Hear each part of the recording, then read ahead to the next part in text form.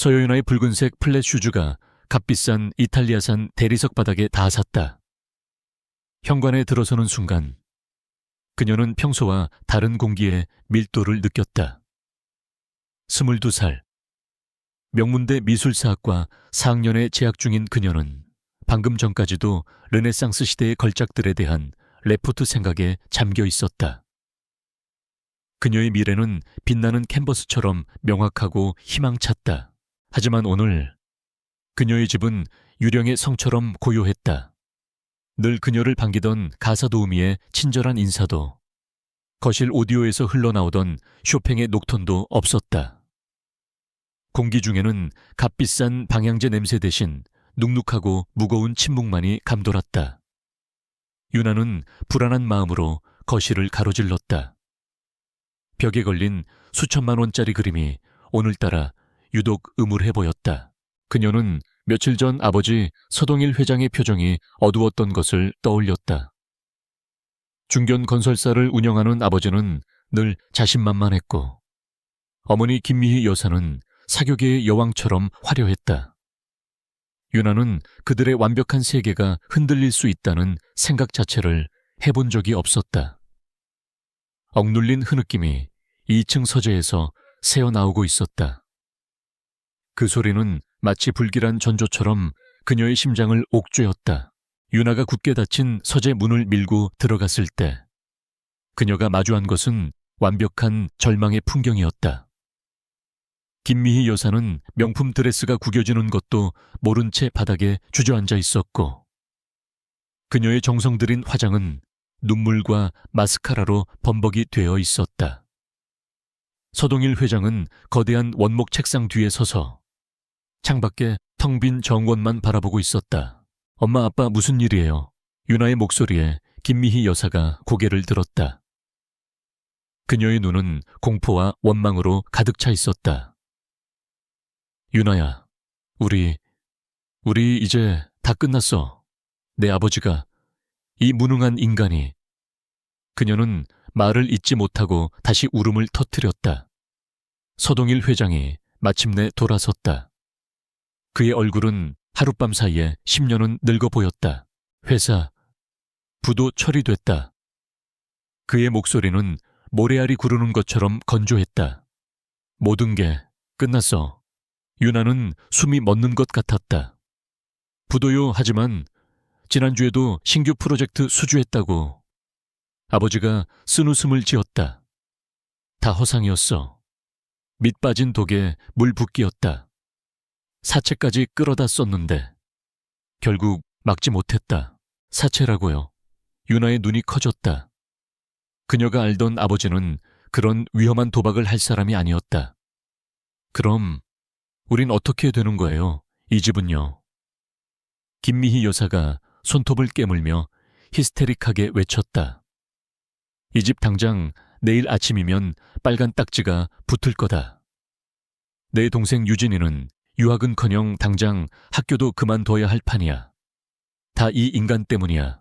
서동일 회장이 아내의 비난을 주먹으로 책상을 내리치며 막았다. 닥쳐, 지금 그게 중요해. 유나 앞에서. 그는 거친 숨을 몰아쉬더니 유나를 바라보는 눈빛을 바꿨다.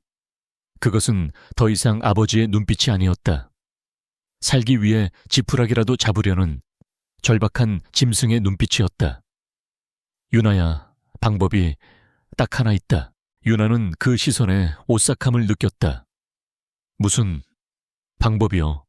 김미희 여사가 울음을 뚝 그치고 딸에게 다가왔다. 그녀의 태세 전환은 소름 끼칠 정도로 빨랐다. 그래, 유나야. 하늘이 무너져도 솟아날 구멍은 있더구나. 아우라 그룹에. 강지원 대표가 우리를 도와주기로 했어. 유나는 그 이름을 듣고 눈살을 찌푸렸다. 강지원, 25의 나이로 대한민국 재계를 주무르는 남자. 그는 전설이자 공포의 대상이었다. 경쟁사에게는 악마였고 직원들에게는 얼음 황제였다. 완벽한 외모와는 달리 그의 주변에는 어떤 여자도 머물지 못한다는 소문이 파다했다. 그런 초고물이 왜 망해가는 서 회장의 가족에게 손을 내밀었을까? 아우라 그룹이 왜요? 우리가 그분들에게 해줄 수 있는 게 뭐가 있다고요? 유나의 합리적인 질문에 서동일 회장은 대답을 망설였다. 대신 김미희 여사가 유나의 손을 잡으며 말했다. 그 손은 얼음장처럼 차가웠다. 그분이 우리 회사의 모든 부채, 사채까지 전부 갚아주시겠다고 했어. 유나는 믿을 수 없다는 듯 고개를 저었다.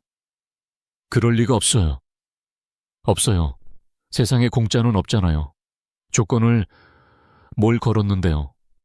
아버지는 끝내 입을 열지 못했다. 어머니가 딸의 눈을 똑바로 바라보며 마치 당연한 것을 말하듯 입을 열었다. 조건은 간단해. 너야, 유나야. 네가 강지원 대표와 결혼하는 것. 서재 안의 공기가 얼어붙었다. 유나는 자신이 들은 말을 이해하기 위해 몇 초간 숨을 참아야 했다. 결혼, 강지원, 부채. 이 단어들이 그녀의 머릿속에서 뒤엉키며 끔찍한 그림을 만들어냈다. 지금 절 팔아넘기겠다는 거예요. 돈 때문에 저보고. 그녀의 목소리가 배신감으로 갈라졌다. 파는 거라니 딸 자식한테 어떻게 그런 험한 말을. 김미희 여사가 오히려 상처받은 듯 소리쳤다. 강지원 대표가 어떤 사람인 줄이나 알아. 대한민국 모든 여자가 결혼하고 싶어 하는 남자야. 이건 내게도 일생일대의 기회라고. 네가 조금만 희생하면 우리 가족 전부가 예전처럼 살 수 있어. 희생, 제 인생을 전부 바치라는 게 조금만이에요. 유나가 울부짖으며 뒷걸음질 쳤다. 저는 그 사람 얼굴도 몰라요. 사랑하지도 않는 사람하고 어떻게 평생을.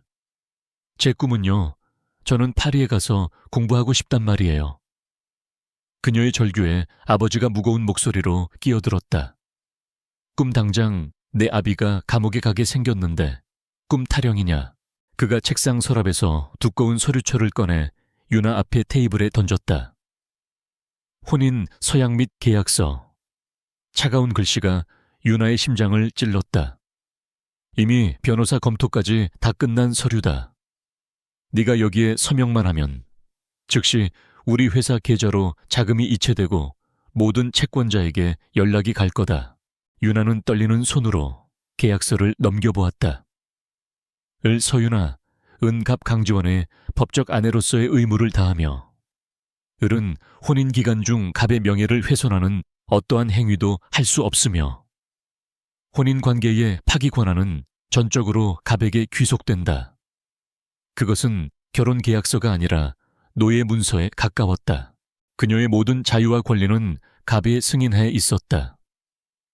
그녀는 마치 고급 가구처럼 강지원의 소유물이 되는 것이었다. 이건 말도 안 돼요. 유나가 절망하며 서류를 밀어냈다. 그녀는 차라리 이 집에서 쫓겨나 굶어 죽는 한이 있더라도 이런 굴욕적인 거래는 할 수 없다고 생각했다. 바로 그때 서동일 회장이 유나의 앞에 쿵 소리를 내며 무릎을 꿇었다. 그녀가 태어나서 단 한 번도 본 적 없는 아버지의 비굴한 모습이었다. 하늘처럼 높고 당당했던 그녀의 아버지가 바닥에 이마를 조아릴 듯 엎드려 있었다. 유나야, 아빠가 평생 너한테 이런 부탁 안 했다. 제발 이 아비 좀 살려다오. 아버지의 눈물은 유나의 마지막 남은 저항 의지를 산산조각 냈다.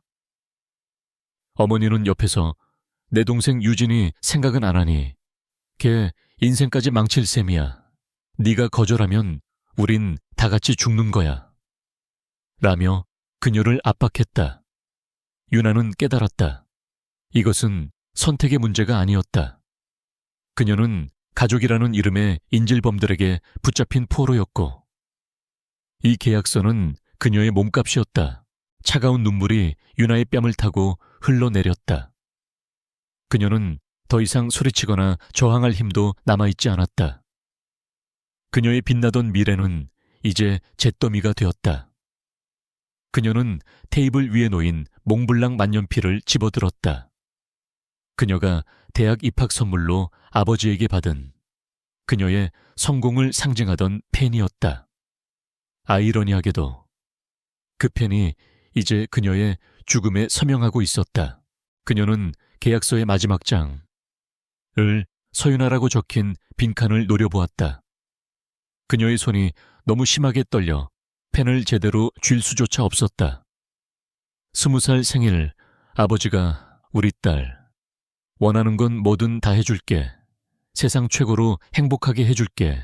라고 말했던 다정한 목소리가 귓가에 맴돌았다. 그 모든 것이 거짓이었다. 유나는 눈을 감았다.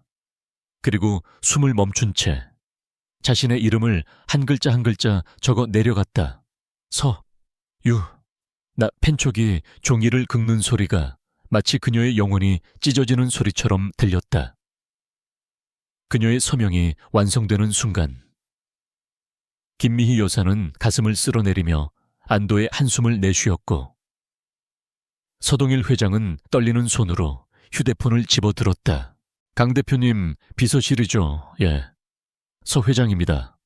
방금 유나가 서명했습니다. 계약 이행해 주시면 됩니다. 전화기 너머로 들려오는 무미건조한 목소리를 들으며 유나는 텅 빈 눈으로 자신의 서명을 바라보았다. 그녀는 이제 공식적으로 아우라그룹 강지원에게 팔려간 상품이 되었다. 돈 때문에 부모의 강요로 결혼하게 된 22살의 그녀.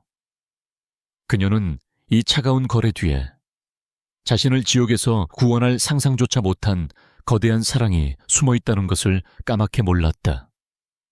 그녀가 알게 될 남자는 자신을 너무나도 사랑하는 CEO였다. 하지만 지금 당장 그녀에게 닥친 현실은 지독한 절망뿐이었다. 그녀의 결혼식은 불과 사흘 뒤로 정해졌다. 결혼식이라고 부를 만한 것은 존재하지 않았다. 서명 후 사흘 만에 유나는 구청의 서류 한 장으로 법적인 유부녀가 되었다. 그 자리에는 증인으로 참석한 강지원의 비서와 이제는 모든 빚에서 해방되어 안색이 환해진 유나의 부모뿐이었다. 그들은 딸의 미래를 팔아넘긴 죄책감보다는 다시 사교계로 복귀할 수 있다는 안도감을 노골적으로 드러냈다. 유나는 그들의 위선적인 얼굴을 마주하고 싶지 않아 시선을 바닥에 고정했다. 모든 절차가 끝나고 구청을 나섰을 때 강지원이 처음으로 그녀에게 말을 걸었다. 차에 타시죠. 그의 목소리는 최고급 캐시미어처럼 부드러웠지만 시베리아의 겨울바람처럼 한기가 서려 있었다. 유나는 감히 그의 눈을 마주치지 못하고 롤스로이스 팬텀의 뒷좌석에 올랐다. 차문이 닫히는 소리는 마치 관 뚜껑이 닫히는 소리처럼 무겁게 들렸다. 그녀가 도착한 곳은 서울의 스카이라인이 한눈에 내려다 보이는 한강변 최고층 펜트하우스였다. 아우라 팰리스의 꼭대기층 전체를 사용하는 그곳은 집이라기보다는 거대한 요새 혹은 현대 미술관에 가까웠다. 현관에서 거실로 이어지는 복도는 갤러리처럼 꾸며져 있었고 통유리창 너머로 펼쳐진 도시의 정형은 비현실적일 정도로 화려했다. 하지만 그 화려함 속에는 어떤 온기도 존재하지 않았다. 모든 가구는 검은색, 흰색, 회색의 무채색으로 통일되어 있었고 대리석 바닥은 거울처럼 반짝였지만 얼음장처럼 차가웠다. 공기 중에는 값비싼 디퓨저 향 대신 신축 건물의 무기질적인 냄새와 소독약 냄새가 섞여났다. 이곳은 사람이 사는 집이 아니라 강지원이라는 남자가 자신의 부와 권력을 과시하기 위해 설계한 전시장 같았다. 제 이름은 오정숙입니다. 이 댁의 총괄 집사입니다. 오집사라고 불린 중년 여성은 로봇처럼 감정 없는 표정으로 유나에게 90도로 인사했다. 그녀의 뒤로는 유니폼을 입은 여러 명의 사용인들이 도열해 있었다. 그들의 시선에는 호기심도 환영의 기색도 없었다. 오직 철저한 업무 매뉴얼에 따른 복종만이 존재했다. 강지원은 비싼 실크 넥타이를 거칠게 풀어내며 서재 쪽으로 향했다. 그는 마치 유나가 그곳에 존재하지 않는다는 듯이 행동했다. 그가 유나를 돌아본 것은 그녀가 거실 한가운데서 가방 하나만 든 채 멍하니 서 있을 때였다. 오 집사, 사모님 방으로 안내해드려. 유나의 심장이 쿵 내려앉았다. 사모님 방이라니.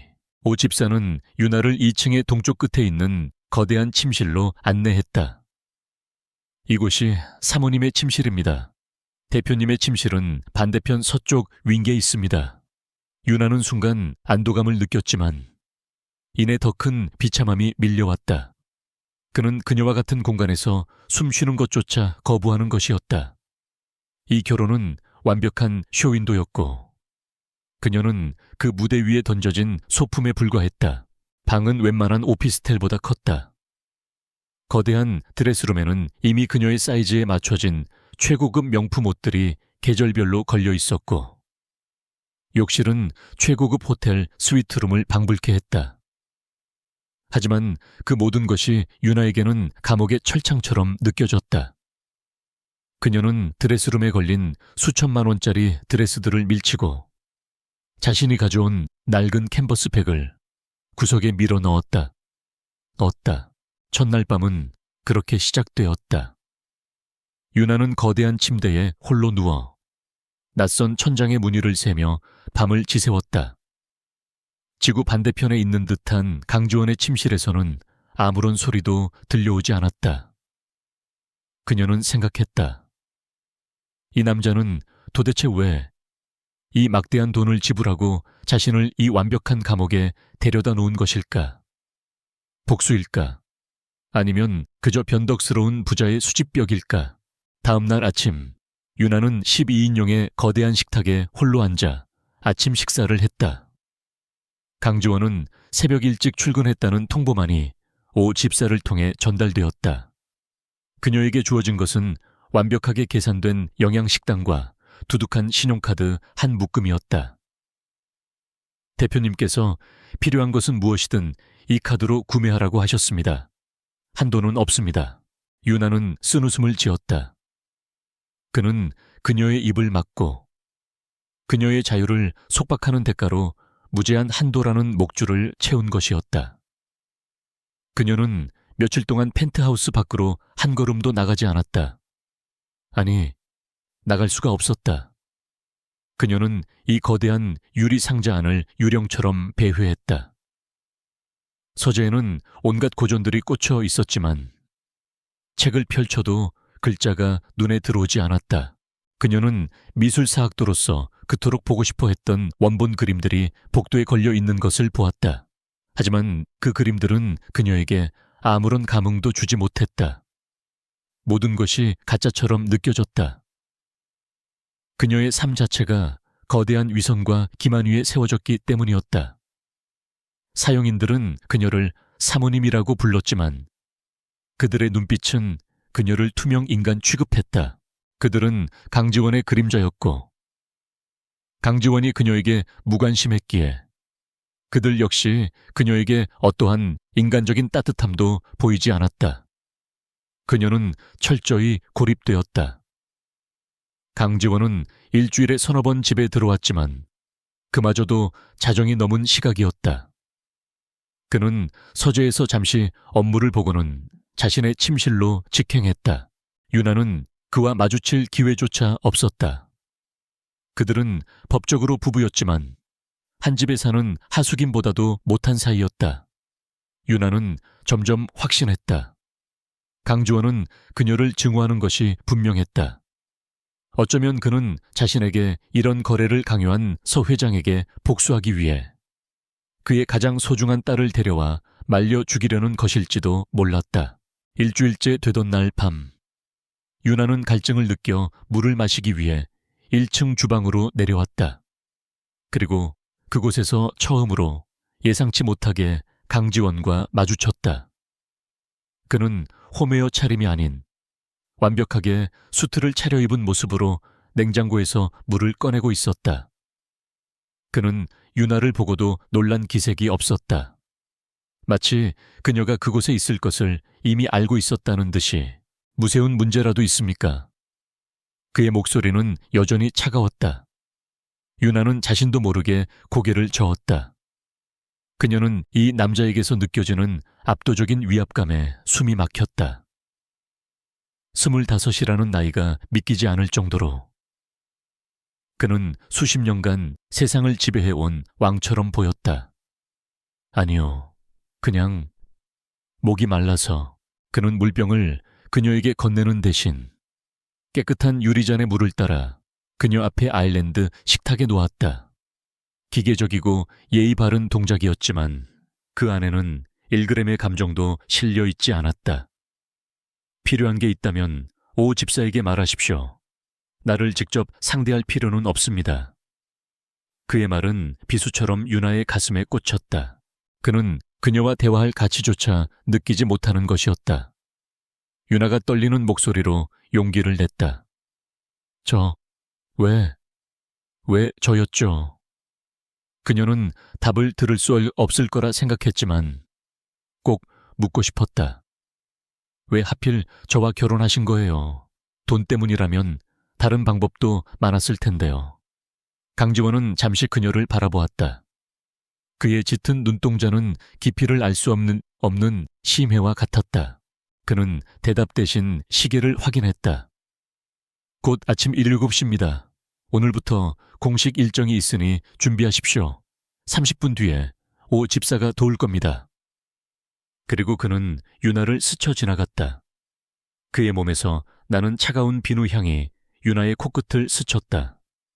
유나는 그가 사라진 복도를 망연히 바라보며 차가운 유리잔을 든 채 그 자리에 얼어붙었다.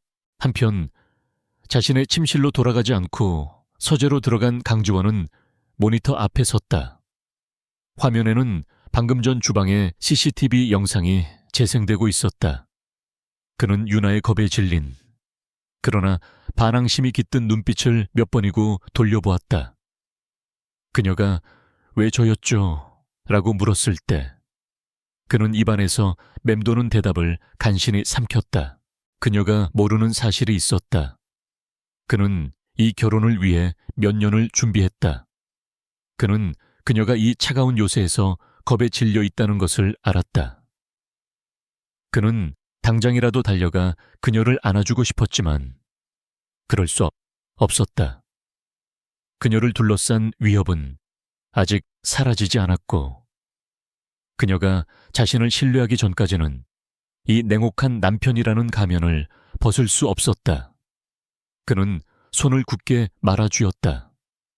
자신의 진심을 숨기는 것은 그가 해왔던 그 어떤 인수합병보다도 고통스러운 일이었다. 강지원이 말했던 공식 일정은 강지원 대표의 본가에서 열리는 주말 가족 만찬이었다. 유나는 오 집사와 스타일리스트의 손에 이끌려 값비싼 샤넬 드레스를 입고 진주 목걸이를 걸었다. 그녀는 자신이 인간이 아니라 강지원의 부속품으로 전시되기 위해 꾸며지는 마네킹처럼 느껴졌다. 방탄 기능이 탑재된 마이바흐의 뒷좌석에서 강지원은 태블릿 PC로 재무 보고서를 검토할 뿐 유나에게는 눈길조차 주지 않았다. 그의 침묵은 유나의 불안감을 더욱 가중시켰다. 서울 외곽에 위치한 본가는 펜트하우스와는 또 다른 위압감을 풍겼다.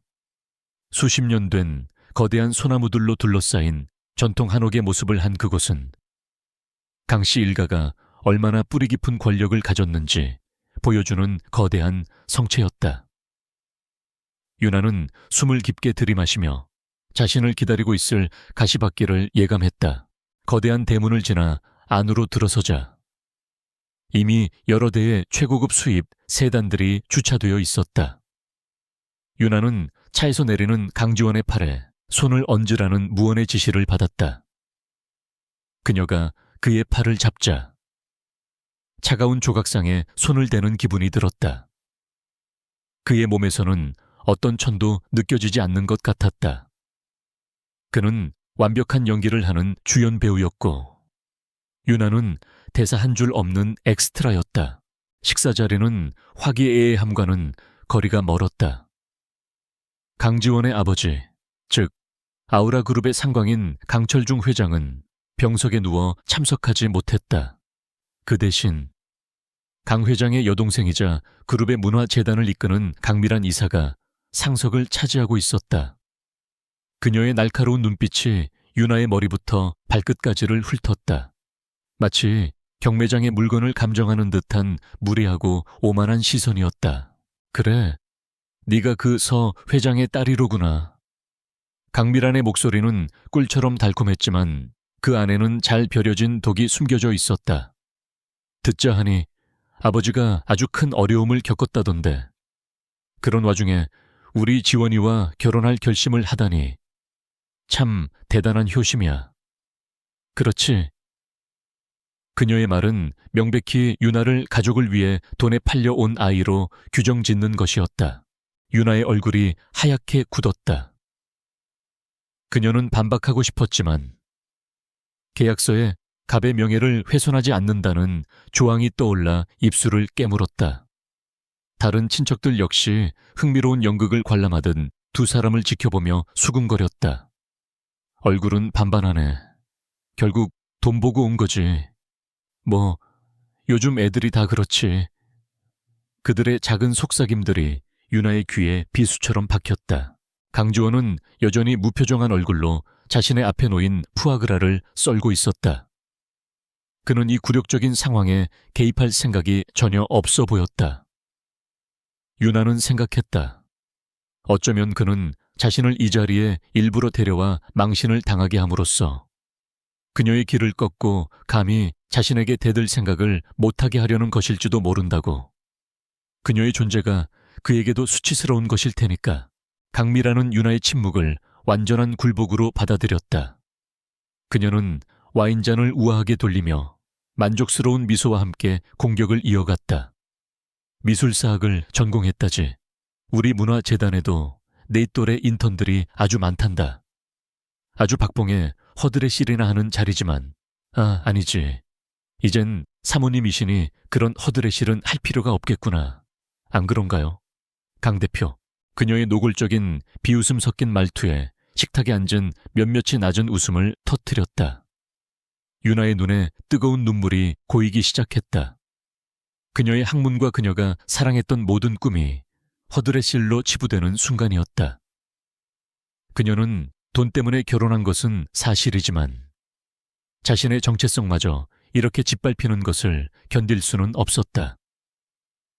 그녀가 입을 열어 고모님 말씀이 라고 반박하려던 바로 그 순간이었다. 강주원의 차가운 목소리가 식탁을 갈랐다. 그가 나이프와 포크를 조용히 내려놓았다. 탁 하는 작은 소리가 식당 전체를 울릴 만큼 방안은 순식간에 고요해졌다. 모든 시선이 그에게로 향했다. 고모님, 그의 목소리는 낮고 평이했지만 그 안에 담긴 서늘한 무게감은 강미란의 얼굴을 단번에 굳게 만들었다. 제 아내입니다. 그는 유나를 보지 않고 정면을 응시하며 말했다. 서유나는 아우라그룹 강지원의 아내이지 문화재단의 인턴 지원자가 아닙니다. 그는 잠시 말을 끊었다가 식탁에 앉은 모든 친척을 얼음장 같은 시선으로 천천히 둘러보며 말을 이었다. 그리고 오늘 이 자리에서 제 아내에게 행해진 모든 무례는 곧 저에 대한 무례로 받아들이겠습니다. 그것은 누구도 거역할 수 없는 차가운 선언이었다. 강미란의 입꼬리가 당황으로 경련했다. 지원아, 나는 그냥 가족끼리 정답게 농담을.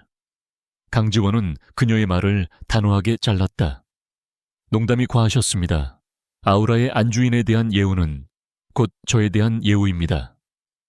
고모님께서 그 기본적인 사실을 잊으신 것 같아 다시 한번 말씀드립니다. 그의 시선이 강미란을 떠나지 않았다. 그는 자리에서 일어나 유나의 의자를 뒤로 빼주었다. 완벽하게 훈련된 매너였지만 지금 이 순간 그 행동은 강미란에 대한 완벽한 무시이자 승자의 여유로 읽혔다. 몸이 좋지 않은 것 같으니 먼저 일어나겠습니다. 그는 유나의 허리에 가볍게 손을 얹어 그녀가 일어설 수 있도록 도왔다.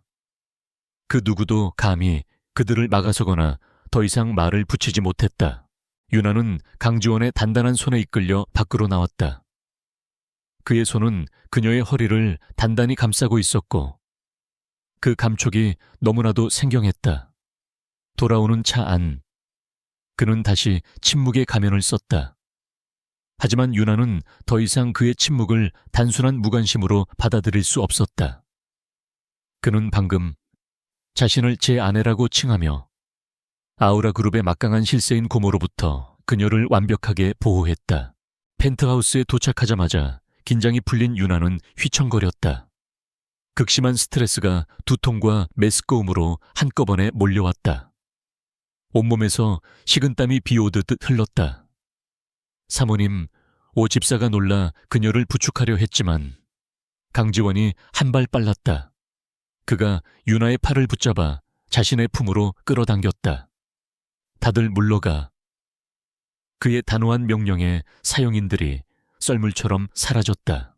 유나는 자신이 어떻게 2층 침실까지 왔는지 기억나지 않았다. 정신을 차렸을 때 그녀는 침대에 눕혀져 있었고 강지원이 침대 옆 의자에 앉아 있었다. 그는 재킷을 벗고 셔츠 소매를 걷어 올린 상태였다. 방 안에는 오직 두 사람뿐이었다. 속이 안 좋습니까? 그가 물었다. 그의 목소리는 아까 식당에서보다 확실히 조금 낮아져 있었다. 유나는 겨우 고개를 끄덕였다. 그녀의 머리는 깨질 듯이 아팠다. 강지원은 말없이 욕실로 들어가더니 젖은 수건과 물 한 잔, 그리고 알약 2알을 가져왔다. 진통제와 신경안정제입니다. 주치의가 처방한 것이니 먹으세요. 그가 직접 약을 그녀의 손에 쥐어주었다. 그의 손가락이 그녀의 손바닥에 닿는 순간 유나는 자신도 모르게 움찔했다. 그녀는 이 남자가 자신을 독살하려는 게 아닐까 하는 터무니없는 생각까지 했다. 하지만 그의 눈은 그녀를 비난하거나 경멸하지 않았다. 그저 지친 기색으로 그녀를 바라보고 있었다. 유나는 떨리는 손으로 약을 받아 삼켰다. 물을 마시는 동안 그가 그녀의 등을 가볍게 받쳐주었다. 그 손길은 기계적이지 않았다. 그가 젖은 수건을 들어 그녀의 이마에 올려주었다. 그 손길은 조심스러웠고 그녀의 아버지가 어릴 적 그녀가 아플 때 해주었던 것과 기묘하게 닮아 있었다. 차가운 수건이 이마에 닿자 타는 듯한 두통이 조금 가라앉는 것 같았다. 그녀는 이 모든 상황이 너무나도 비현실적이라고 생각했다. 왜 저를 감싸주신 거예요? 고모님 앞에서. 유나가 힘겹게 물었다. 그녀는 그가 다시 당신은 내 소유물이니 내 명예를 위해 그랬을 뿐이라는 식의 차가운 대답을 할 거라 예상했다. 그는 잠시 그녀의 이마에 놓인 수건을 고쳐주었다. 그의 시선은 그녀의 창백한 얼굴에 고정되어 있었다. 내 아내니까. 그는 망설임 없이 짧게 대답했다. 그들은 당신을 함부로 대할 수 없습니다. 누구도. 그는 자리에서 일어섰다. 약 기운이 돌면 잠이 올 겁니다. 푹 쉬도록 하세요. 그는 불을 끄고 방을 나갔다. 딸깍 하고 문이 닫히는 소리가 들렸다. 유나는 그가 문 밖에서 오 집사에게 주치의를 이쪽으로 바로 오라고 해 라고 낮게 말하는 소리를 들었다. 유나는 어둠 속에 홀로 남았다. 진통제 때문인지 아니면 그의 예상치 못한 다정함 때문인지 머리가 몽롱했다. 얼음, 요새의 주인. 그녀를 돈으로 사온 냉혈한 CEO. 그가 방금 자신을 걱정했다. 그는 자신을 보호했다. 그는 자신의 고모에게 공개적으로 맞서면서까지 그녀의 편을 들었다. 유나는 혼란스러웠다. 강지원이라는 남자는 대체 어떤 사람일까? 그는 정말 자신을 경멸하는 것일까? 아니면은 이 모든 것이 더 큰 그림을 위한 연기일까? 그녀는 이 결혼의 본질을 처음으로 의심하기 시작했다. 그리고 아주 희미하게 이 차가운 감옥의 벽 너머에 무언가 다른 것이 있을지도 모른다는 생각을 품기 시작했다. 주치의가 다녀간 후 유나는 꼬박 하루를 알았다. 강지원은 그날 회사에 가지 않았다. 그는 서재에 머물렀지만 옷 집사를 통해 유나의 상태를 1시간에 한 번씩 확인했다. 유나는 그 보이지 않는 감시와 예상치 못했던 보호 속에서 혼란스러운 잠에 빠져들었다. 그녀가 겨우 기력을 차렸을 때 오 집사는 이미 다음 일정을 고지했다. 아우라 그룹의 연례자선 갈라. 그녀의 공식적인 사격의 데뷔 무대였다. 그날 저녁 펜트하우스는 분주한 패션쇼의 백스테이지처럼 변했다. 유나는 자신이 다시 한번 인형처럼 꾸며지는 것을 묵묵히 받아들였다. 하지만 지난번과 다른 점이 있었다. 그녀의 드레스는 차분한 남색 벨벳이었고 노출이 거의 없는 단아한 디자인이었다. 대표님께서 사모님의 전공을 고려하여 르네상스 시대의 귀부인을 연상시키는 디자인으로 직접 주문하셨습니다. 스타일리스트의 설명에 유나는 의아함을 느꼈다. 그가 자신의 전공을 안다고 그녀는 그와 그런 사적인 대화를 나눈 적이 단 한 번도 없었다. 준비를 마친 유나가 1층으로 내려갔을 때 강지원이 먼저 로비에서 그녀를 기다리고 있었다. 그는 완벽한 재단에 블랙 턱시도를 입고 있었고 칠흑 같은 머리카락은 한 올의 흐트러짐도 없이 정돈되어 있었다. 그는 유나를 보자 잠시 시선을 고정했다. 그 깊은 눈동자가 순간적으로 흔들리는 것을 유나는 놓치지 않았다. 그는 말없이 그녀에게 다가와 검은 벨벳 상자를 열었다. 그 안에는 드레스와 완벽한 조화를 이루는 거대한 사파이어가 중앙에 박힌 다이아몬드 목걸이가 있었다. 이건 너무 과분해요. 유나가 뒷걸음질 치자 강지원이 그녀의 어깨를 부드럽게 잡았다. 오늘은 당신이 아우라의 안주인으로 공식적인 인정을 받는 자리입니다. 그들에겐 말이 아닌 이런 상징이 필요합니다. 그가 직접 그녀의 목에 차가운 목걸이를 걸어주었다. 그의 손가락이 그녀의 목덜미에 스쳤을 때 유나는 자신도 모르게 숨을 참았다. 그가 그녀의 귓게, 다른 사람은 들을 수 없을 만큼 낮은 목소리로 속삭였다.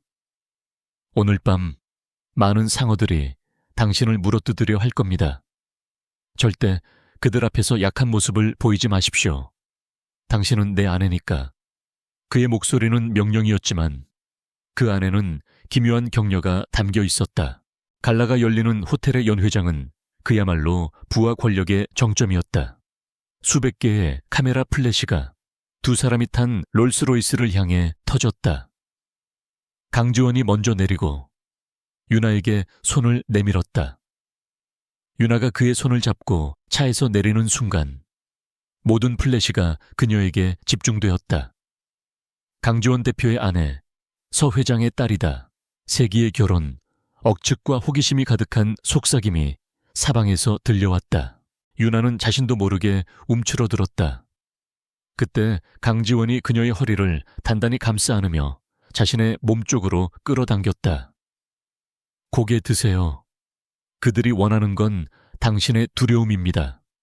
그의 단단한 몸이 그녀의 떨림을 감춰주었다. 유나는 심호흡을 하고 미술사 강의에서 수천 번은 더 보았던 당당한 귀부인의 초상화처럼 고개를 들고 그와 함께 연회장으로 들어섰다. 연회장 내부는 이미 대한민국을 움직이는 모든 권력자들로 가득 차 있었다. 그들은 유나와 강지원을 향해 예의 바른 미소를 지었지만 그들의 눈은 유나의 사파이어 목걸이와 그녀의 집안 배경을 저울질하고 있었다. 강지원은 유나를 잠시도 곁에서 떨어뜨리지 않았다. 그는 그녀를 재계의 거물들에게 소개했다. 제 아내 서윤아입니다. 그의 목소리에는 어떠한 망설임이나 변명도 없었다. 오직 확신만이 존재했다. 유나는 자신이 마치 잘 조련된 경주마처럼 품평당하는 기분이었지만 강지원의 보호 아래 억지로 미소를 유지했다. 사람들은 강지원의 태도를 보고 감히 그녀를 무시하지 못했다. 그들은 유나의 학식과 교양을 칭찬하기 시작했다. 유나는 자신이 그저 강지원의 권력에 기생하는 존재라는 사실을 다시 한번 깨달으며 씁쓸함을 느꼈다. 그때였다. 샴페인 잔들이 부딪히는 소리를 뚫고 또렷하고 교만한 목소리가 들려왔다. 어머, 지원씨, 드디어 주인공이 오셨네. 유나가 고개를 돌린 곳에는 불꽃처럼 타오르는 붉은색 드레스를 입은 여자가 서 있었다. 그녀는 태양그룹의 유일한 상속녀 한소희였다. 그녀의 아름다움은 공격적이었고 그녀의 시선은 처음부터 끝까지 유나를 무시한 채 오직 강지원에게만 고정되어 있었다. 한소희는 강지원의 오랜 친구이자 재계에서 공인된 그의 미래 신부감 후보 1순위였다. 그녀는 유나의 존재를 마치 길가의 돌멩이처럼 취급하며 강지원의 팔에 자연스럽게 팔짱을 끼려 했다. 아버지가 지원씨 보고 싶어 하셨는데 이렇게 놀라운 소식과 함께 나타날 줄은 몰랐네. 그녀의 놀라운이라는 단어에는 명백한 경멸이 담겨 있었다. 강지원이 그녀의 손길을 피하며 유나의 허리를 더욱 단단히 끌어안았다. 그의 행동은 명백한 거절이자 선언이었다. 한소희 씨, 내 아내에게 정식으로 인사하시죠. 서윤아입니다. 한소희의 완벽했던 미소에 처음으로 균열이 갔다. 그녀는 그제야 유나를 위아래로 훑어보았다. 그 시선은 강밀한 고모의 것보다 훨씬 더 잔인하고 노골적이었다. 아, 이분이 그 유명한 분이시군요. 한소희가 붉은 입술을 비틀며 웃었다. 서윤아 씨라고 했죠. 아버님 사업이 그렇게 힘들다더니 정말 대단한 능력을 가지셨네요. 미술사학 같은 돈 안 되는 공부 대신 일찌감치 이런 실용적인 기술을 배우셨어야 했는데. 그녀의 목소리는 주변 사람들이 모두 들을 수 있을 만큼 컸다. 주변의 공기가 순식간에 얼어붙었다. 이것은 단순한 모욕이 아니었다. 그녀는 유나가 몸을 팔아 결혼했다는 것을 공개적으로 선언한 것이나 다름없었다. 유나의 얼굴에서 핏기가 가셨다. 그녀는 주먹을 꽉 쥐었지만 수치심에 아무 말도 할 수 없었다.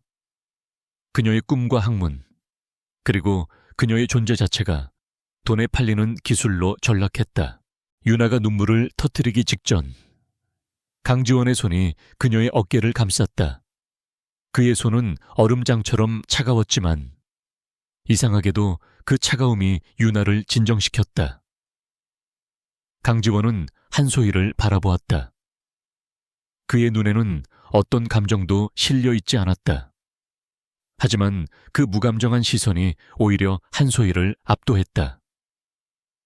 한소희 씨, 그의 목소리는 연회장 전체를 울릴 만큼 낮고 위압적이었다. 내 아내에게 사과하십시오. 그 한마디에 모든 음악과 대화가 멈췄다. 한소희가 믿을 수 없다는 듯 되물었다. 뭐라고요, 지원씨? 지금 이까짓 애 하나 때문에 나한테. 강지원이 그녀의 말허리를 잘랐다. 태양그룹의 상속녀라는 자리가 당신에게 타인의 명예를 공개적으로 짓밟을 권한까지 주지는 않았을 텐데요. 그는 유나를 자신의 등 뒤로 살짝 숨기듯 보호하며 한 걸음 앞으로 나섰다. 서윤아는 내가 선택한 사람입니다. 그녀의 학문과 인격은 당신이 감히 그 가벼운 입으로 평할 대상이 아닙니다. 그는 한소희의 눈을 똑바로 응시했다. 그리고 나는 내 선택이 모욕당하는 것을 용납하지 않습니다. 그것이 태양그룹이라 할지라도 이것은 단순한 경고가 아니었다. 아우라그룹의 총수가 대한민국 재계의 심장부에서 태양그룹의 상속녀에게 공개적으로 전쟁을 선포한 것이나 다름없었다. 한소희의 얼굴이 분노와 굴욕으로 붉게 타올랐다. 그녀는 평생 이런 취급을 받아본 적이 없었다. 자신이 당연히 차지했어야 할 자리를 빼앗은 저 천박한 여자 때문에 강지원에게 공개적으로 망신을 당한 것이다. 그녀는 분노로 몸을 떨었지만 강지원의 냉철한 눈빛 앞에서 감히 더 이상 반박하지 못했다. 그녀는 자신이 여기서 한마디만 더 하면 강지원이 정말로 태양그룹을 상대로 무슨 짓을 할지 모른다는 것을 알았다. 그녀는 유나를 죽일 듯이 노려보았다. 그 눈빛은 오늘의 굴욕을 절대 잊지 않겠다는 도끼 어린 맹세였다. 한소희는 결국 아무 말도 하지 못하고 뒤돌아서 연회장을 빠져나갔다. 사람들은 숨을 죽인 채 그 광경을 지켜보았다. 강지원은 다시 유나를 돌아보았다. 괜찮습니까? 그가 묻자 유나는 겨우 고개를 끄덕였다. 그녀는 아직도 심장이 미친 듯이 뛰고 있었다. 그는 자신을 위해 태양그룹 전체를 적으로 돌리는 것을 망설이지 않았다. 그날 밤 유나는 더 이상 그 누구의 조롱도 받지 않았다. 강지원이 그녀를 대신해 던진 폭탄 선언은 그녀를 강지원의 유일한 여자라는 누구도 넘볼 수 없는 위치에 올려놓았다. 하지만 유나는 기쁘지 않았다. 그녀는 차에 돌아오는 내내 생각했다. 그는 왜 이 정도까지 하는 걸까? 이 모든 것이 계약 결혼의 일부라고 하기엔 그의 희생이 너무나도 컸다. 그리고 그녀는 방금 연회장을 빠져나가던 한소희의 증오 어린 눈빛을 보았다. 그녀는 직감했다. 이것은 끝이 아니라 더 끔찍한 시작일 뿐이라는 것을. 그날 밤 강지원은 서재에서 잠들지 못했다. 그의 앞에는 수십 개의 모니터가 펜트하우스의 모든 동선을 비추고 있었지만 그의 시선은 오직 유나의 침실문을 비추는 화면에 고정되어 있었다. 그녀는 잠들지 못하고 뒤척이고 있었다. 오늘 밤 연회장에서 겪은 일은 22살의 그녀가 감당하기엔 너무나 가혹한 모욕이었다. 그는 한소희의 얼굴을 떠올렸다. 그 뱀 같은 눈빛과 도끼 어린 목소리. 지원은 자신의 셔츠 소매 단추를 거칠게 풀었다. 그는 유나를 보호했다. 하지만 그는 자신이 한 일이 오히려 한소희의 증오에 불을 지폈다는 것을 알았다. 그것은 유나를 더 큰 위험으로 몰아넣은 것일지도 몰랐다. 그는 지금이라도 당장 그녀의 방으로 달려가 그녀를 품에 안고 모든 것을 설명하고 싶었다. 당신은 내가 돈으로 산 여자가 아니라고. 당신은 내가 평생을 걸고 지켜온 유일한 빛이라고. 하지만 그는 그럴 수 없었다. 아직 때가 아니었다. 그녀를 둘러싼 적들은 한소희뿐만이 아니었다. 그림자 속에 숨어 자신을 노리는 더 교활한 짐승들이 있었다. 그리고 무엇보다도 유나 자신이 아직 그를 신뢰하지 않았다. 그녀에게 자신은 여전히 가족을 협박해 그녀를 빼앗아온 냉혈한 괴물일 뿐이었다. 그는 이 차가운 가면을 벗을 수 없었다. 그녀가 완전히 안전해질 때까지는 그는 책상 가장 깊숙한 서랍을 열었다. 값비싼 시계와 만년필, 회사의 1급 기밀 서류들 사이에 그 모든 것과 어울리지 않는 낡은 물건 하나가 고이 보관되어 있었다. 모서리가 닳고 색이 바랜 싸구려 미술 엽서 한 장. 빈센트 반 고흐의 별이 빛나는 밤이었다. 그는 엽서를 집어들었다. 거친 재질의 종이에서 5년 전 그날의 비냄새가 나는 것 같았다. 5년 전 강지원은 20살이었다. 그는 아우라 그룹의 황태자가 아니었다. 그는 모든 것을 버리고 집을 뛰쳐나온 김현우라는 가짜 이름의 가출 청소년이었다. 아버지 강철중 회장의 독단적인 경영 방식과 자신을 감정 없는 후계자로만 취급하는 숨 막히는 현실에 반발해 그는 처음으로 자신의 의지로 바닥을 선택했다. 지갑 속의 신용카드와 휴대폰을 버리고 그는 무작정 서울 변두리의 싼 고시원으로 숨어들었다. 그는 세상이 얼마나 잔인한지 몸소 체험했다. 편의점 야간 아르바이트, 공사장 막노동, 며칠을 굶기도 했고 고시원 총무에게 멸시당하기도 했다. 재벌 3세의 고고한 자존심은 굶주림과 추위 앞에서 산산조각 났다. 그는 자신이 얼마나 무력한 존재인지 깨달았다. 한 달 만에 그는 씻지 못해 냄새가 나고 남루한 옷차림에 영양실조로 비틀거리는 신세가 되었다. 그날은 유난히 비가 많이 왔다. 그는 공사장에서 일당을 떼이고 빗물에 젖은 생쥐꼴로 정처 없이 걷고 있었다. 배고픔과 절망감에 눈앞이 흐려졌다. 그는 동네의 작은 헌책방 처마 밑으로 비를 피했다. 책방 안에 따뜻한 불빛이 그를 더욱 비참하게 만들었다.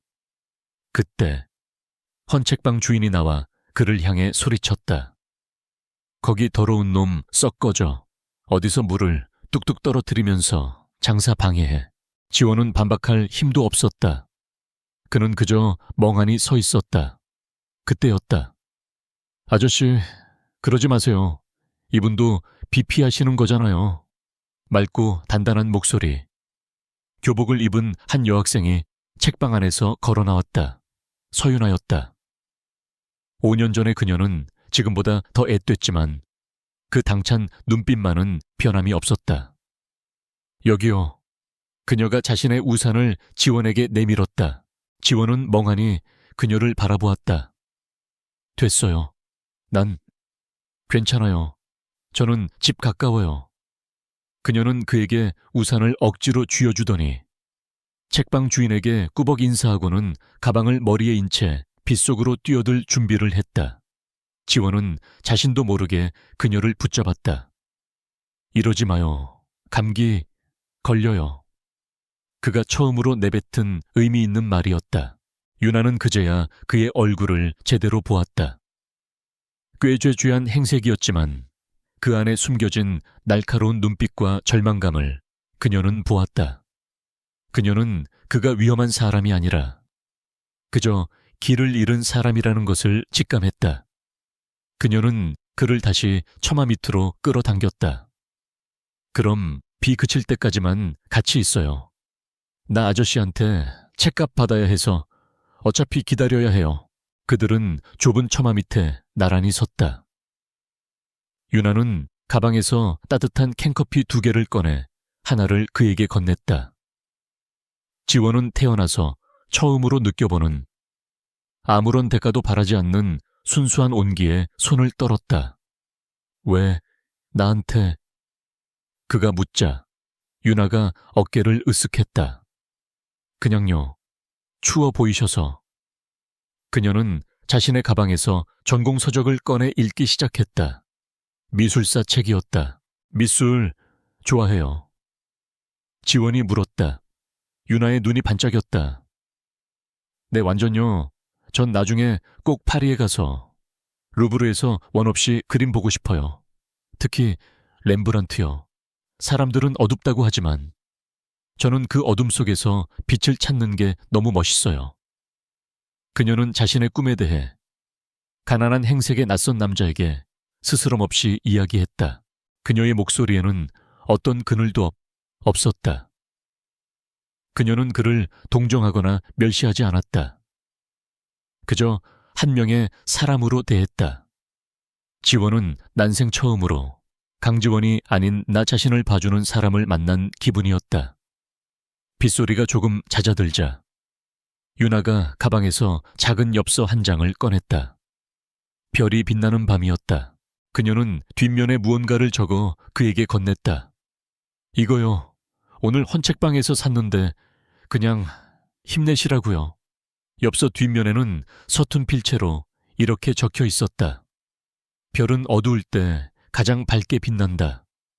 지원은 그 문장을 멍하니 바라보았다. 비 그쳤네요. 저 가볼게요. 우산은 그냥 가지세요. 아, 그리고 커피 잘 마셨어요. 그녀는 그가 산 커피가 아님에도 그렇게 말하며 빗물이 갠거리로 총총 사라졌다. 지원은 그 자리에 한참을 서 있었다. 손에는 따뜻한 커피캔과 그녀의 손이 남은 엽서 한 장이 들려 있었다. 그날 밤 그는 집으로 돌아갔다. 그는 유나가 남긴 그 한 줄의 문장 때문에 다시 일어설 힘을 얻었다. 그는 더 이상 도망치지 않았다. 그는 아버지가 원하는 괴물이 되기로 결심했다. 단 자신만의 방식으로. 그는 그녀가 말한 어둠 속의 빛을 찾는 사람이 되기로 했다. 그는 아우라 그룹의 후계자 자리를 받아들였고 5년 동안 피비린내 나는 권력 투쟁 속에서 승리했다. 그는 그녀를 찾기 위해 사람을 풀었다. 하지만 그녀는 고등학교를 졸업하고 이사를 간 상태였고 그가 가진 단서는 서유나라는 이름과 그녀의 꿈뿐이었다. 그가 마침내 그녀를 찾았을 때 그녀는 여전히 빛나는 미술학도였지만 동시에 위태로운 벼랑 끝에 서 있었다. 그는 그녀의 아버지 서동일이 얼마나 무능하고 부패했는지 알아냈다. 그는 서 회장이 곧 회사를 말아먹고 딸을 이용해 재기를 노릴 것이라는 것도 알았다. 한소희를 비롯한 여러 재벌계서 이미 서윤아를 며느리감이라는 이름의 거래 대상으로 올려놓고 저울질하고 있었다. 그가 서 회장의 사채업자들을 매수하고 부도를 유도한 것은 유나를 구하기 위한 유일한 방법이었다. 그녀의 부모가 그녀를 경매에 내놓기 전에 자신이 먼저 그녀를 낙찰해야 했다. 그것이 비록 그녀에게 상처를 주는 방식일지라도 이 결혼 계약은 그녀를 사기 위한 것이 아니었다. 그녀의 부모와 세상의 모든 상어들로부터 그녀를 합법적으로 떼어놓고 자신의 절대적인 보호라는 울타리 안으로 데려오기 위한 유일한 수단이었다. 지원은 낡은 엽서를 서랍에 다시 넣었다. 모니터 속의 유나는 어느새 잠들어 있었다. 창백한 얼굴에는 마르지 않은 눈물 자국이 남아 있었다. 그는 자신의 가슴이 찢어지는 듯한 통증을 느꼈다. 그는 그녀가 자신을 증오한다는 것을 알았다. 하지만 그는 기꺼이 그 증오를 감당할 생각이었다. 그녀를 안전하게 지킬 수만 있다면. 한소희. 지원의 입에서 낮은 으르렁거림이 새어나왔다. 감히 내 것을 건드려. 그는 비서실장에게 전화를 걸었다. 지금 당장 태양그룹의 모든 비자금 내역과 약점 전부 긁어모아 내일 아침까지 내 책상 위에 올려놔. 그의 눈은 5년 전 모든 것을 되찾기로 결심했던 그날처럼 차갑고 잔인하게 빛나고 있었다. 그는 자신을 구원한 단 하나의 빛을 지키기 위해서라면 기꺼이 다시 어둠 속의 악마가 될 준비가 되어 있었다. 자선 갈라가 끝난 후 며칠 동안 펜트하우스에는 폭풍 전야의 고요함이 감돌았다. 강지원은 그날 이후 더욱 바빠졌다. 그는 이른 새벽에 나가 자정이 넘어 들어왔고 유나는 그 거대한 유리성에 다시 홀로 남겨졌다. 하지만 이제 그 고독은 이전과 달랐다. 그녀는 더 이상 자신이 버려졌다고 느끼지 않았다. 오히려 자신이 무언가로부터 보호받고 있다는 기묘한 감각에 휩싸였다. 강지원이 자신을 위해 태양그룹을 적으로 돌렸던 그날 밤의 기억은 그녀의 머릿속에서 떠나지 않았다. 그의 차가운 눈빛과 그녀를 감쌌던 단단한 팔, 그리고 내 아내니까 라고 말했던 그 단호한 목소리. 유나는 서재에 앉아 미술사 원서를 펼쳤지만 글자들은 그녀의 눈에 들어오지 않았다. 그녀는 강지원이라는 남자에 대해 아무것도 모른다는 사실을 깨달았다. 그녀는 자신이 그에게 그저 거래 대상이 아니었을 수도 있다는 아주 희미하고 위험한 희망을 품기 시작했다. 그녀는 그가 왜 자신을 선택했는지, 그가 숨기고 있는 진실이 무엇인지 알고 싶어졌다. 그녀가 거실에 태블릿 PC를 들어 인터넷 뉴스피드를 확인한 것은 어쩌면 그에 대한 사소한 정보라도 얻을 수 있을까 하는 막연한 기대 때문이었을지도 모른다. 그것이 그녀의 세상을 무너뜨릴 방아쇠가 될 줄은 꿈에도 몰랐다. 처음에는 평소와 다를 바 없는 경제기사와 연애 가십뿐이었다. 그녀가 무심코 스크롤을 내리던 순간 화면 한 구석에 떠오른 작은 속보창이 그녀의 시선을 사로잡았다. 단독 아우라그룹 강지원 대표, 충격적 계약 결혼 의혹. 상대는 부도 직전 서 회장의 딸. 유나의 심장이 바닥으로 곤두박질 쳤다. 손가락이 납처럼 무거워졌다. 그녀는 떨리는 손으로 기사 제목을 클릭했다. 화면이 바뀌고 쏟아져 나온 것은 그녀가 상상할 수 있는 가장 잔인하고 악의적인 단어들의 향연이었다. 기사는 익명의 재계 관계자의 말을 인용하며 유나의 아버지가 불법 사채까지 끌어다 쓴 정황과 부도 위기를 상세히 기술했다. 그리고 그 모든 절망적인 상황의 해결책으로 서유나 자신이 강지원 대표에게 제시되었다고 적혀 있었다. 기사는 유나를 가족을 구하기 위해 자신의 젊음과 미모를 무기로 사용한 야심가 혹은 현대판 기생이라고 교묘하게 묘사했다. 심지어 며칠 전 자선갈래서 한소희에게 무리하게 굴었다는 내용까지 덧붙여져 있었다.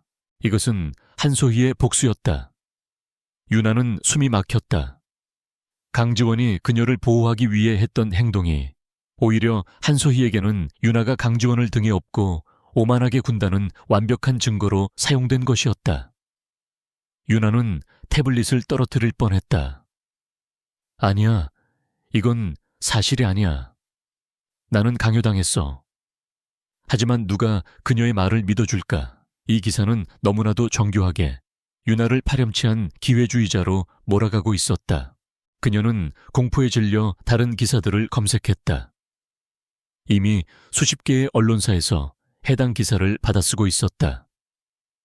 포털 사이트의 실시간 검색어 1위는 서유나였고 2위는 강지원 계약 결혼이었다. 댓글창은 이미 지옥이었다. 돈 때문에 몸까지 파네. 역겹다. 아버지가 딸을 팔았군. 강지원도 불쌍하다. 저런 꽃뱀한테 걸려서 어쩐지 근본 없어 보이더라. 유나는 비명을 지르고 싶었지만 목소리가 나오지 않았다. 그녀는 이 끔찍한 여론재판의 한가운데 홀로 서 있었다. 그녀는 강지원의 얼굴을 떠올렸다. 그도 이 기사를 봤을까? 그도 나를 그렇게 생각할까? 그녀는 그에게 달려가 해명하고 싶었지만 동시에 그를 마주할 용기가 나지 않았다. 그녀는 계약서에 서명한 순간부터 이미 돈에 팔린 여자가 맞았으니까. 그때 그녀의 눈에 방금 막 올라온 또 다른 속보가 들어왔다. 서유나 부친 서동일 회장, 눈물의 인터뷰, 딸의 야망, 미처 몰랐다. 강 대표에게 죄송할 뿐. 유나는 자신의 눈을 의심했다. 심장이 얼어붙는다는 것이 이런 느낌일까? 그녀가 영상 재생 버튼을 눌렀다. 화면 속에는 초췌한 얼굴의 아버지 서동일과 그의 옆에서 손수건으로 눈가를 찍어내는 어머니 김미희가 있었다. 수많은 마이크가 그들 부부에게 향해 있었다. 따님이 정말 강 대표를 유혹해서 결혼을 강행한 것이 맞습니까? 기자의 날카로운 질문에 서동일 회장이 고개를 떨구었다. 그는 마치 세상의 모든 고통을 짊어진 비극의 주인공처럼 연기했다. 저는 아비로서 딸 자식을 잘못 키운 죄인입니다. 유나가 그렇게까지 야망이 큰 아이인 줄은. 그의 목소리는 슬픔으로 떨리는 듯 했지만 유나는 그 안에 숨겨진 교활함을 알아챘다. 어머니 김미희가 옆에서 흐느끼며 거들었다. 우리 유나는 착한 아이였는데 어쩌다가 저희는 그저 강 대표님 같은 훌륭한 분의 명예에 누를 끼치게 되어 정말 죄송할 따름입니다. 저희도 피해자입니다. 이것은 유나의 등에 꽂힌 마지막 비수였다. 그들은 한소희가 터뜨린 기사를 부인하지 않았다. 오히려 그들은 암묵적으로 그 기사가 사실임을 시인했다. 그들은 자신들의 딸을 야망에 눈이 멀어 재벌을 유혹한 불효녀로 만들고 자신들은 그런 딸 때문에 고통받는 비운의 부모 역할을 자처했다. 유나는 그들의 의도를 즉각적으로 깨달았다. 그들은 이 스캔들을 이용해 강주원에게서 더 많은 돈을 뜯어내려 하거나 혹은 한소희와 손을 잡고 더 큰 이익을 도모하려는 것이었다. 그들은 처음부터 끝까지 유나를 딸로 본 적이 없었다. 그녀는 그저 자신들의 부와 명예를 위한 가장 비싼 상품이었을 뿐이다. 세상 모두가 그녀에게 돌을 던지고 있었지만 가장 고통스러운 돌은 그녀의 부모가 던진 것이었다. 와장창 유나가 들고 있던 태블릿 PC가 대리석 바닥으로 떨어져 산산조각 났다. 오 집사와 사용인들이 소리를 듣고 놀라 달려왔다. 사모님 괜찮으십니까? 그들의 걱정스러운 시선이 유나에게 닿았다. 하지만 유나는 그들의 목소리를 들을 수 없었다. 그녀의 귀에는 오직 아버지와 어머니의 위선적인 목소리만이 메아리치고 있었다. 그녀는 모든 것을 잃었다. 그녀의 명예, 그녀의 꿈, 그리고 마지막까지 믿고 싶었던 가족이라는 울타리. 그녀는 이제 완벽한 고아가 되었다. 아니, 고아보다도 못했다. 그녀는 자신을 낳아준 부모에 의해 공개적으로 창녀로 낙인 찍혔다. 그녀는 비틀거리며 거실을 가로질렀다. 그녀는 이 거대한 펜트하우스가 자신을 질식시키는 감옥처럼 느껴졌다. 그녀는 어디로 가야 할지 몰랐다. 그녀는 그저 강지원을 찾아야 한다고 생각했다. 그가 이 모든 일의 시작이었고 어쩌면 그만이 이 모든 것을 끝낼 수 있을지도 몰랐다. 그녀는 엘리베이터를 타고 그의 서재가 있는 층으로 향했다. 그녀는 자신이 지금 어떤 표정을 짓고 있는지도 몰랐다. 그녀는 그저 이 지옥 같은 현실을 확인하고 싶었다. 서재 문은 굳게 닫혀 있었다. 유나는 문을 부술 듯이 두드렸다. 강주원 씨 안에 있는 거 알아요. 문 열어봐요. 그녀의 목소리는 울음과 분노로 갈라져 있었다. 잠시 후 철컥 하는 소리와 함께 문이 열렸다. 강지원이 서 있었다. 그는 넥타이를 반쯤 푼 지친 기색이 역력한 모습이었다. 그의 눈은 붉게 충혈되어 있었다. 그는 이미 모든 것을 알고 있었다. 그는 그녀가 이런 모습으로 자신을 찾아올 것을 예상했다는 듯 그녀를 막아서지 않았다. 유나가 그를 밀치고 서재 안으로 뛰어들었다. 그의 책상 위에는 그녀가 방금 보았던 기사들이 수십 개의 모니터를 가득 채우고 있었다. 봤어요? 다 봤냐고요? 유나가 그를 향해 절규했다. 그녀의 눈에서 참았던 눈물이 폭포수처럼 쏟아져 내렸다. 그녀는 그에게 달려들어 그의 가슴을 쳤다. 당신도 저 기사처럼 생각해요. 내가 당신을 유혹했다고 생각하냐고요. 우리 부모님이 말한 것처럼 내가 그런 년이에요. 그녀의 작은 주먹은 그에게 아무런 고통도 주지 못했지만 그녀의 말 한마디 한마디는 강지원의 심장을 도려내는 듯했다. 그는 그녀의 손목을 잡으려 했지만 그녀는 미친 사람처럼 그를 뿌리쳤다. 말해봐요. 당신도 나를 돈 때문에 몸이나 파는 그런 여자로 보는 거냐고. 유나는 무너져 내렸다. 그녀는 서재 바닥에 주저앉아 어린아이처럼 울부짖었다. 강지원은 주먹을 굳게 쥐었다. 그의 턱 근육이 분노로 꿈틀거렸다. 그는 한소희의 잔인함과 서유나 부모의 탐욕에 치를 떨었다. 하지만 지금 가장 중요한 것은 눈앞에서 부서지고 있는 그녀였다. 그는 천천히 그녀 앞에 무릎을 꿇어떴다. 그녀의 울음소리가 그의 심장을 갈기갈기 찢어놓았다. 그가 그녀의 떨리는 어깨를 잡으려 하자 유나가 고개를 들었다. 그녀의 젖은 눈은 절망과 일말의 기대로 가득 차 있었다. 제발 당신만이라도 아니라고 말해줘요. 그녀는 자신의 유일한 동아줄일지도 모르는 그에게 매달리고 있었다. 서재 바닥에 차가운 대리석 기운이 유나의 온몸으로 스며들었다. 그녀의 절박한 속삭임이 강지원의 붉게 충혈된 눈동자에 파문을 일으켰다. 제발, 당신만이라도 아니라고 말해줘요. 그녀는 자신이 세상에서 가장 비참한 존재가 되었음을 알았다. 그녀를 이 지옥으로 밀어넣은 남자에게 자신은 그런 여자가 아니라고 증명해달라며 애원하고 있지 않은가.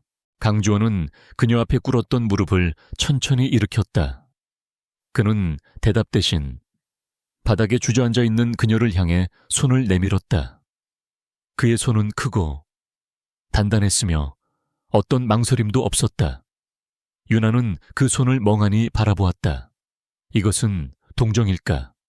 아니면 또 다른 계약의 시작일까? 그녀가 손을 잡지 못하고 망설이자 그가 단호하지만 부드러운 힘으로 그녀의 팔목을 잡아 일으켜 세웠다. 그녀는 인형처럼 무기력하게 그의 부축을 받아 일어섰다. 그녀의 다리는 여전히 후들거렸지만 그는 그녀가 똑바로 설 수 있도록 허리를 단단히 받쳤다. 그의 천이 얇은 실크 블라우스를 뚫고 전해졌다. 서윤아 씨. 그가 그녀의 이름을 불렀다. 그의 목소리는 더 이상 얼음장 같지 않았다. 그 안에는 억눌린 분노와 알 수 없는 무언가가 들끓고 있었다. 내가 당신을 어떻게 생각하는지는 중요하지 않습니다. 그 차가운 대답에 유나의 심장이 다시 한번 가라앉았다. 역시 그에게도 나는 그 순간 유나는 결심했다. 이 남자에게 더 이상 비참하게 매달리지 않으리라.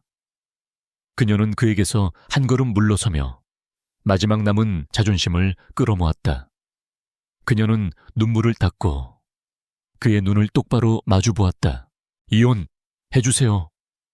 그녀의 목소리는 놀라울 정도로 차분했다. 이 모든 소동은 저 때문에 일어난 거예요. 당신의 명예에, 아우라 그룹의 명성에 제가 먹칠을 했어요. 그녀는 심호흡을 했다. 기자회견을 열게요. 제가 당신을 속였다고 말하겠어요. 아버지를 살리기 위해 제가 당신에게 의도적으로 접근했고 당신은 피해자라고 그렇게 말하면 닥쳐. 강지원의 목소리는 벼락처럼 날카롭게 그녀의 말을 끊었다. 유나는 그가 이토록 감정을 노골적으로 드러내는 것을 처음 보았다. 그의 눈은 분노로 불타고 있었다. 이혼 그딴 단어를 감히 내 앞에서 입에 올려 그는 믿을 수 없다는 듯 그녀를 바라보았다. 당신이 지금 무슨 짓을 하려는지 알아. 스스로를 지옥불에 던져넣고 한소희와 당신 부모에게 완벽한 승리를 안겨주겠다고. 유나는 그의 분노에 압도당했다. 하지만 이게 당신을 자유롭게 해줄 유일한 자유. 그가 코웃음을 쳤다. 당신이 나에 대해 뭘 안다고 그런 말을 하지. 당신은 내 아내야. 법적으로 그리고 실질적으로 당신이 스캔들에 휘말렸다는 건 곧 나 강지원이 공격당했다는 의미고 당신은 내가 내 것을 공격당하고도 가만히 숨어있는 겁쟁이로 보이나. 그는 유나를 지나쳐 자신의 거대한 책상으로 향했다. 그는 더 이상 지치거나 고뇌하는 남자가 아니었다. 그는 전장으로 나서는 지휘관, 얼음의 황제 그 자체였다. 당신은 아무것도 할 필요 없어. 당신이 해야 할 일은 이 모든 것이 어떻게 끝나는지 두 눈 똑똑히 뜨고 지켜보는 것뿐이야. 그는 수십 개의 모니터 앞에 섰다. 그는 인터컴 버튼을 눌렀다. 김비서. 예, 대표님. 대기 중입니다. 지금 즉시 우리가 확보한 태양그룹 비자금 내역과 차명 계좌 리스트 전부 언론사에 익명으로 제보해. 동시에 금융감독원에는 내부자 거래 혐의로 정식 조사를 요청해. 유나가 눈을 크게 떴다. 태양그룹의 비자금, 그가 언제? 강지원의 명령은 계속되었다. 법무팀 연결해. 잠시 후 다른 스피커에서 목소리가 울려 나왔다. 법무팀장입니다. 한소희 상속녀에 대한 허위사실 유포 및 명예훼손 고소장. 지금 당장 검찰에 제출해.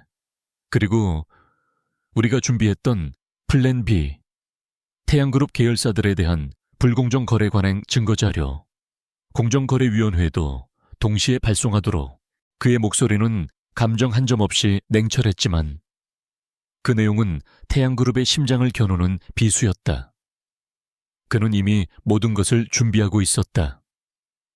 한소희의 공격은 그에게 기습이 아니라 그저 방아쇠를 당길 명분에 불과했던 것이다. 유나는 소름이 돋았다. 이 남자는 대체 어디까지 내다보고 있었던 걸까? 그는 마지막으로 비서실장에게 다시 연결했다. 그리고 김 비서, 지금 당장 아우라그룹 이름으로 공식 성명서를 배포해. 아우라그룹은 현 사태의 심각성을 인지하고 있으며 태양그룹과의 모든 전략적 파트너십을 전면 재검토한다고. 주식시장이 열리기 전에 모든 증권사에 이 정보가 흘러 들어가도록 해. 이것은 사형 선고였다.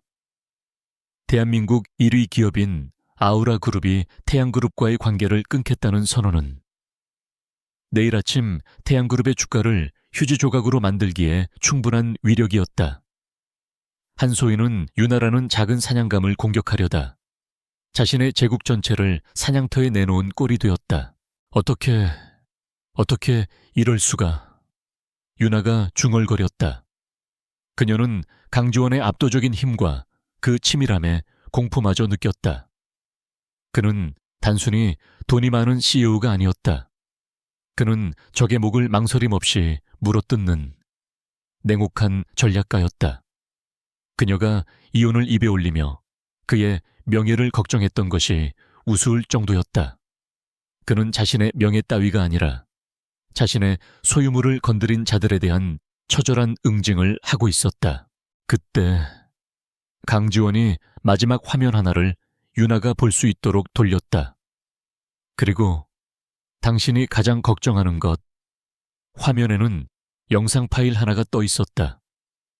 그가 재생 버튼을 눌렀다. 낯선 호텔의 프라이빗 룸.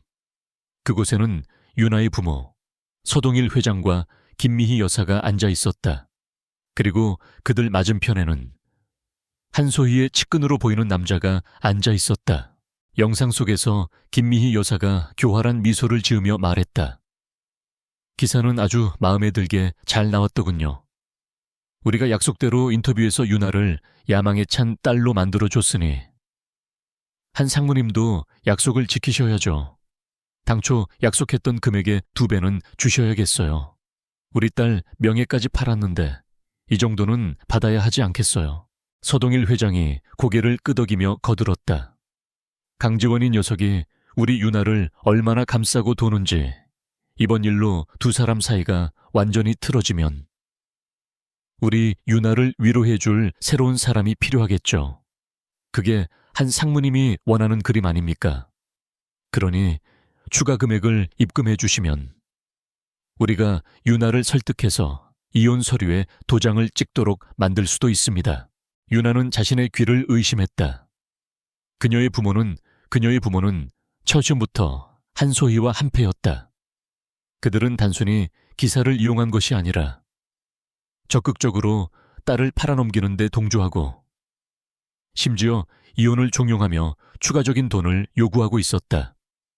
유나는 위액이 역류하는 것을 느꼈다. 그녀는 그 자리에 주저앉을 뻔했지만 강지원이 그녀의 어깨를 단단히 붙잡았다. 이게. 유나는 말을 잇지 못했다. 그녀는 부모의 배신에 절망했던 것이 아니었다. 그들의 탐욕이 자신의 상상을 초월했다는 사실에 구역질이 났다. 강지원이 조용히 영상을 껐다. 당신 부모들은 한소희와 손을 잡고 당신을 내게서 떼어내 더 비싼 값에 팔아넘기려 했어. 당신이 오늘 내게 와서 이혼을 요구한 것까지도 그들의 계획 안에 있었을지도 모르지. 그는 5집사를 호출했다. 30분 뒤에 아우라그룹 메인 홀에서 긴급 기자회견을 열겠다. 내가 직접 나간다. 오 집사가 놀라 되물었지만 강지원의 눈빛에 즉시 고개를 숙였다. PR 타임 전에 방금 그 영상의 원본, 그리고 서 회장 부부가 나에게 결혼 지참금의 몇 배를 추가로 요구했던 녹취 파일 전부 준비해. 기자들 앞에서 전부 공개한다. 유나가 경악하며 그를 붙잡았다. 안 돼요, 안 돼. 그래도 우리 부모님이에요, 저들을 저렇게 공개적으로. 강주원이 그녀의 손을 뿌리쳤다. 그의 눈은 그 어떤 때보다도 차가웠다. 서윤아, 정신 차려. 그는 그녀의 양어깨를 잡고 자신을 똑바로 보게 만들었다. 그들은 당신 부모이기 이전에 내 아내를 모욕하고 아우라 그룹의 대표이사를 협박한 범죄자들이야. 당신이 그들을 용서하는 건 당신의 자유지만 나는 내 것을 건드린 대가를 반드시 치르게 할 거야. 당신은 이 진흙탕에 발을 들일 필요 없어. 당신은 그저 내 뒤에 서 있기만 하면 돼. 그의 말에는 더 이상의 반론을 허용하지 않는 절대적인 힘이 실려 있었다. 유나는 깨달았다. 이 남자는 자신을 보호하고 있었다.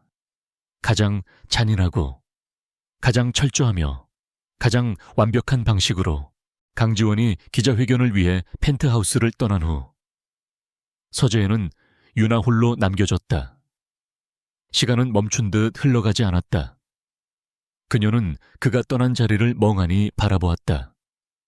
수십 개의 모니터는 꺼졌지만 그녀의 뇌리에는 아버지가 돈을 요구하던 탐욕스러운 얼굴과 한소희를 향해 무자비한 방역을 명령하던 강지원의 얼음장 같은 얼굴이 교차로 떠올랐다. 그녀는 세상의 모든 기반이 무너져 내린 폐허 한가운데 서 있는 기분이었다.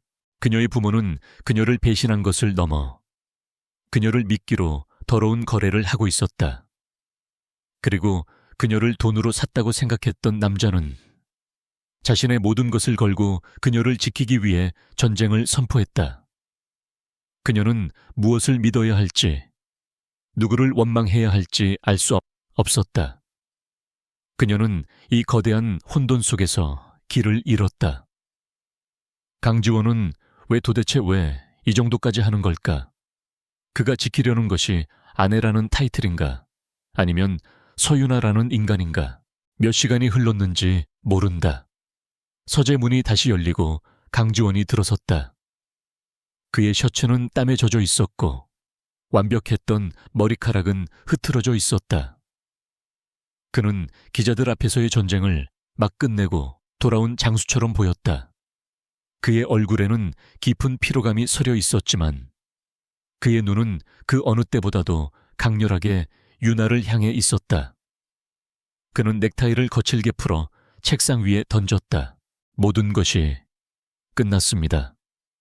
그의 낮은 목소리가 서재의 침묵을 깼다. 한소희는 이사회에서 제명될 겁니다. 태양그룹은 아우라의 지원 없이는 한 달도 버티지 못할 테니 곧 무릎을 꿇겠죠. 그는 잠시 숨을 골랐다. 그리고 당신의 부모님. 그는 이 단어를 내뱉는 것을 힘겨워하는 듯했다. 공갈 협박 및 사기 혐의로 경찰 조사가 시작됐습니다. 그들이 공개한 영상과 녹취록은 빼도 박도 못하는 증거입니다. 유나는 비틀거렸다. 그녀의 부모는 이제 범죄자가 되었다. 그녀는 무너져 내리고 싶었지만 강지원의 시선이 그녀를 붙잡았다. 외부의 위협은 모두 제거되었다. 한소희는 패배했고 그녀의 부모는 고립되었다. 이제 이 거대한 펜트하우스에는 이 차가운 거래의 당사자인 그와 그녀 단둘만이 남았다. 그들 사이에 억눌려 있던 감정적인 긴장감이 마침내 수면 위로 떠올랐다. 유나는 떨리는 목소리로 그녀가 이 지옥에 들어선 이후 계속해서 품어왔던 근본적인 질문을 던졌다. 왜죠? 그녀의 목소리는 울음에 잠겨 있었지만 이번에는 절망이 아닌 순수한 의문이 담겨 있었다. 왜 저를 위해 이 정도까지 하시는 거예요, 저는? 저는 그냥 당신이 돈으로 산 계약서 위에 이름일 뿐이잖아요. 당신의 명예를 지키기 위해서라고 하기엔 당신은 너무 많은 것을 걸었어요. 태양그룹을 적으로 돌리고 당신의 시간을 낭비하고. 강지원은 그녀의 질문에 즉시 대답하지 않았다. 그는 그녀에게서 시선을 돌려 창밖에 서울 야경을 바라보았다. 도시의 불빛이 그의 얼굴에 복잡한 그림자를 드리웠다. 그는 오랫동안 이 순간을 두려워했다. 자신의 진심을 고백하는 순간. 그녀가 자신을 밀어낼까봐. 하지만 더 이상 숨길 수도, 숨길 이유도 없었다. 그는 그녀를 위해 모든 적을 물리쳤지만 이제 마지막으로 그녀의 마음이라는 가장 견고한 성을 마주해야 했다. 그는 천천히 돌아서서 그의 거대한 책상으로 걸어갔다. 그는 유나가 본 적 없는 가장 깊숙한 서랍을 열었다. 그리고 그 안에서 낡고 모서리가 다른 엽서 한 장을 꺼냈다. 빈센트 반 고흐의 별이 빛나는 밤이었다. 유나는 그 엽서를 알아보지 못했다. 강지원은 그것을 마치 성물처럼 소중하게 들고 그녀에게 다가왔다. 그가 유나의 앞에 멈춰 섰다.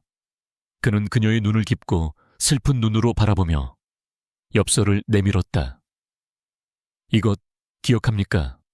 유나는 혼란스러운 표정으로 엽서를 받아들었다. 앞면에 익숙한 그림, 그리고 뒷면. 그녀는 엽서를 뒤집는 순간 숨이 멎는 것 같았다. 그곳에는 세월의 바래긴 했지만 분명히 자신의 필체로 적힌 한 줄의 문장이 있었다. 별은 어두울 때 가장 밝게 빛난다. 이건 제 글씨예요. 하지만 저는 이걸 당신에게 준 기억이. 그녀의 목소리가 떨렸다. 그녀의 머릿속이 하얗게 변했다. 강지원의 눈이 젖어드는 것을 그녀는 처음 보았다. 그 얼음 같던 남자의 눈에 인간적인 고통과 그리움이 어렸다.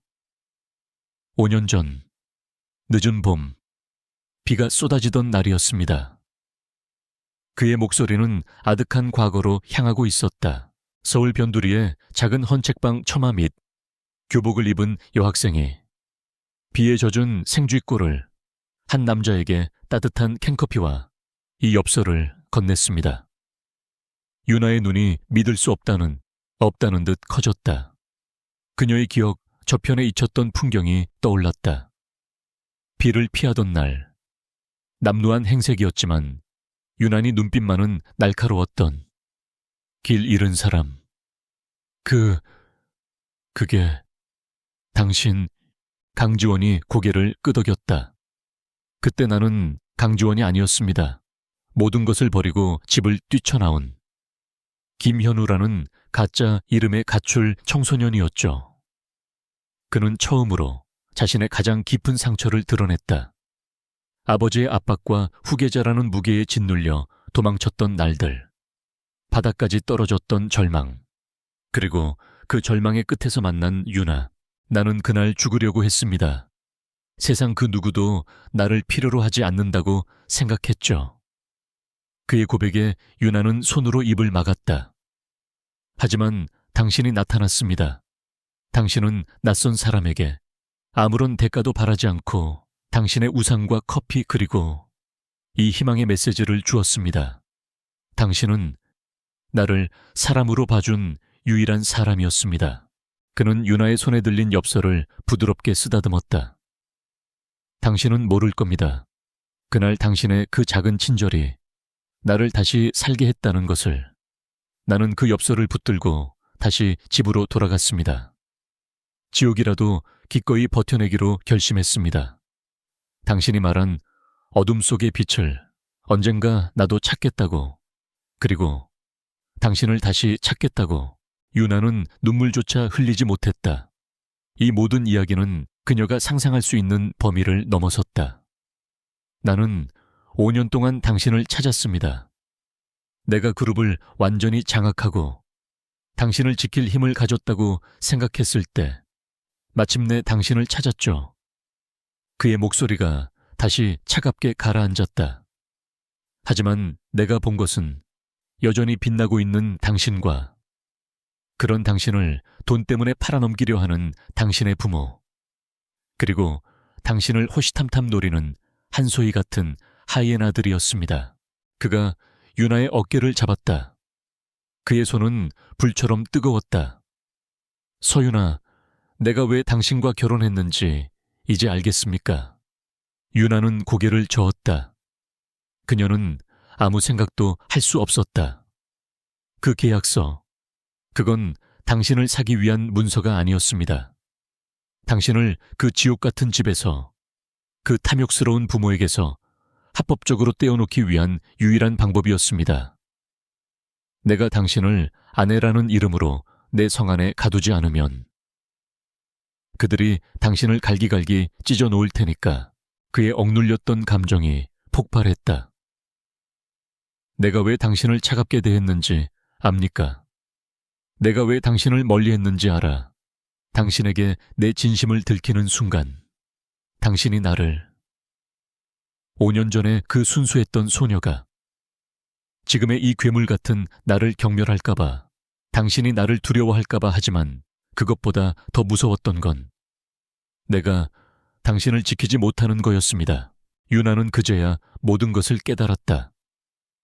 그가 자신을 보호하기 위해 고모에게 맞섰던 일, 한소희에게 전쟁을 선포했던 일, 자신을 얼음 요새에 가두고 아무도 접근하지 못하게 했던 그 모든 행동들, 그것은 경멸이나 무관심이 아니었다. 그것은 5년 동안 골마 터진, 절박하고 뒤틀린 사랑의 방식이었다. 그녀를 돈 때문에 결혼시킨 이 남자는 사실 그녀를 너무나도 사랑하는 남자였다. 그는 그녀가 상상조차 하지 못했던 방식으로, 그녀가 기억하지도 못하는 그 순간부터 그녀를 사랑해왔다.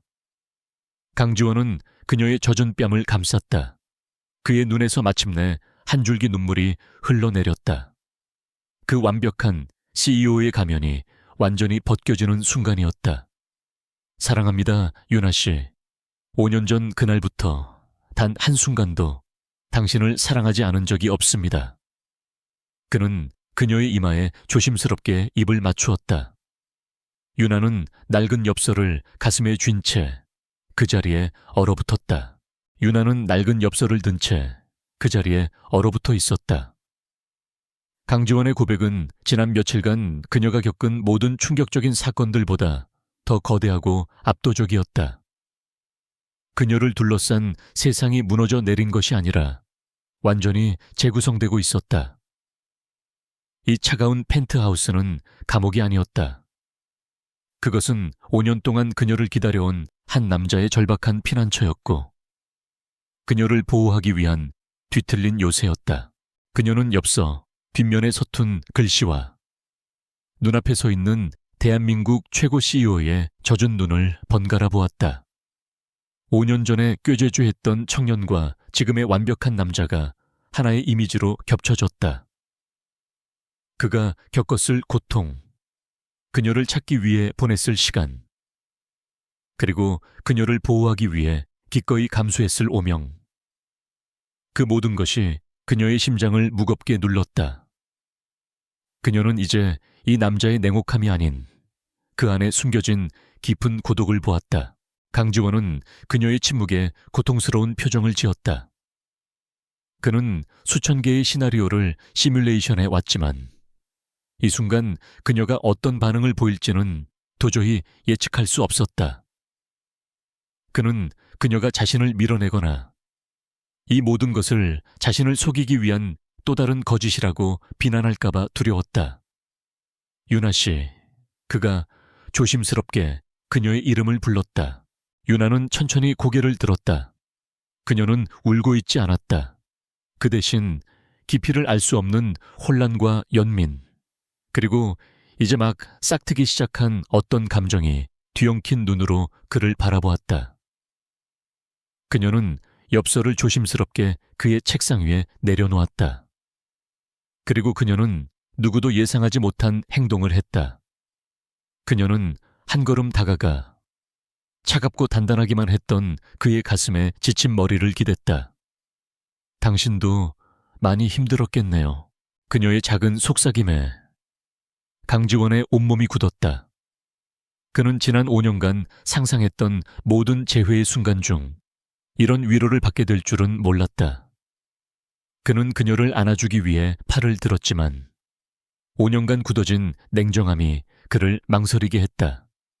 그가 머뭇거리는 사이 유나는 그를 밀어내지 않았다.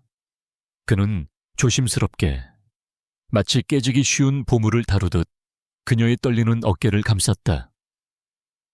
5년의 시간이 응축된 첫 번째 포옹이었다. 다음 날 아침 펜트하우스의 공기는 달라져 있었다. 오 집사를 비롯한 사용인들은 여전히 완벽한 예의를 갖추었지만 그들의 시선에는 미묘한 온기가 감돌았다. 그들은 아마도 어젯밤 서재에서 일어난 폭풍을 혹은 오늘 아침 강지원의 변화를 감지했을 것이다.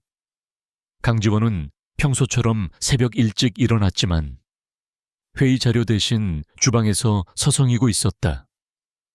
그는 태어나서 처음으로 누군가를 위해 아침 식사를 준비하려 했으나 완벽하게 태워버린 토스트를 보고는 이내 포기했다.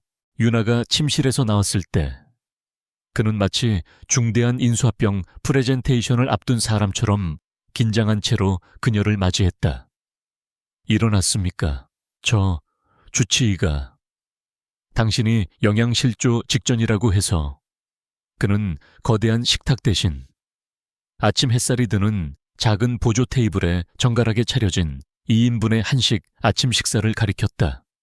결국 주방장에게 특별히 지시한 결과물이었다. 유나는 그 어색한 배려에 작게 웃었다. 재계의 황제가 고작 아침 식사를 권하는 일에 이렇게나 서툴렀다. 고마워요. 그녀가 자리에 앉자 그도 맞은편에 앉았다. 그들은 처음으로 부부로서 마주 앉아 식사를 했다. 말은 없었지만 그 침묵은 더 이상 차갑거나 숨 막히지 않았다. 그것은 상처받은 두 영혼이 서로의 존재를 조심스럽게 탐색하는 따뜻하고 낯선 정적이었다. 며칠 후 강지원은 유나에게 외출을 제안했다. 자선갈라나 가족 만찬이 아니었다.